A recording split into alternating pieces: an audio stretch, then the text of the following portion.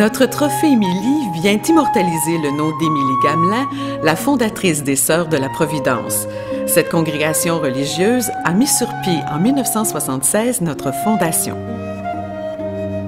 Membre du conseil d'administration de la Fondation et supérieure provinciale des Sœurs de la Providence, Sœur Claire Hood nous dresse un bref portrait de cette grande dame qui a commencé son œuvre empreinte de charité sous le nom d'Émilie Tavernier-Gamelin.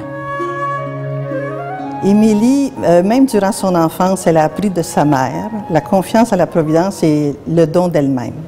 Elle a continué à être attentive aux autres.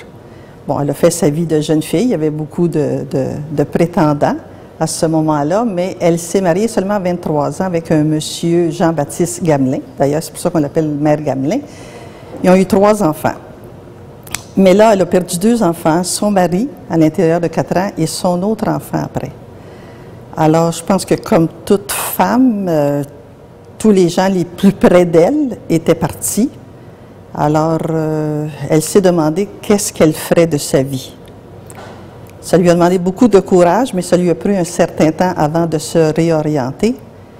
Elle a pensé prier la Vierge Marie qui a souffert à cause de son fils Jésus.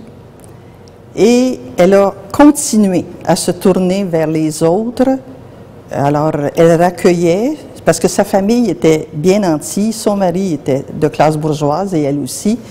Alors, ils pouvaient aider les autres. Elle a continué à aider les autres. Elle les accueillait, les dames, les veuves, dans sa maison. Elle est allée visiter les prisonniers. Elle était pour les itinérants, les sans-voix, les sans-travail, toutes les misères, tous les besoins qui n'étaient pas comblés à ce moment-là parce que c'était fait à l'intérieur des familles, mais il y avait des familles qui n'existaient plus à cause de différentes maladies épidémiques, là.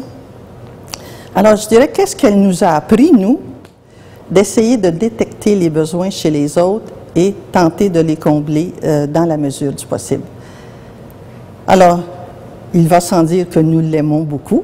Comme fondatrice, elle a été béatifiée, elle est devenue bienheureuse le 7 octobre 2001, ça fait déjà 8 ans. Alors, elle appartient aussi à l'Église comme on peut la prier. Nous avons son monument dans la chapelle. Nous en sommes fiers. Nous savons qu'elle a fait de grandes réalisations et nous essayons de continuer avec sa spiritualité, son esprit et cette compassion pour les gens les plus démunis.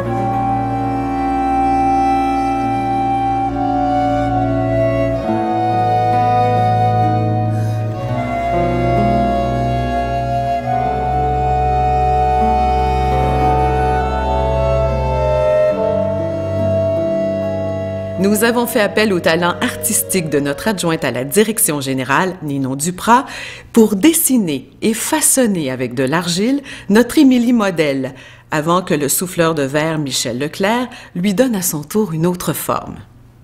C'est dans l'atelier de cet artiste de grand talent et d'une dextérité peu commune que nos Émilies ont vu le jour.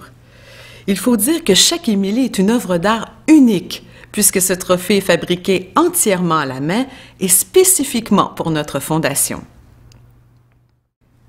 Dans un four chaud qui atteint une chaleur intérieure de 1130 degrés Celsius, le verre liquide est recueilli, refroidi à l'aide d'une maillotche et de papier journal imbibé d'eau, puis une autre quantité de verre est prélevée jusqu'à l'obtention de la quantité voulue.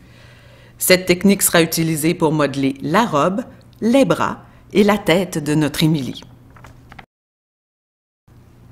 Les courants de couleurs présents dans la robe et le corps d'Émilie sont en fait des fils de verre. La couleur turquoise identifie l'hôpital du Sacré-Cœur de Montréal et notre fondation. La première étape consiste à réaliser la robe d'Émilie. Ensuite, on fabrique les autres parties de son corps. Des tiges de verre serviront à faire la croix et à ajouter les autres détails. Ciseaux et petites pinces seront utilisés pour donner à cette pièce une vraisemblance encore plus impressionnante. Une fois complétée, notre Émilie reposera 24 heures au four afin de retirer tout le stress contenu dans le verre avant d'être plus solide et présentable. Le dessous de la pièce sera par la suite poli. On y gravera le nom de la personne qui aura l'honneur de remporter ce trophée.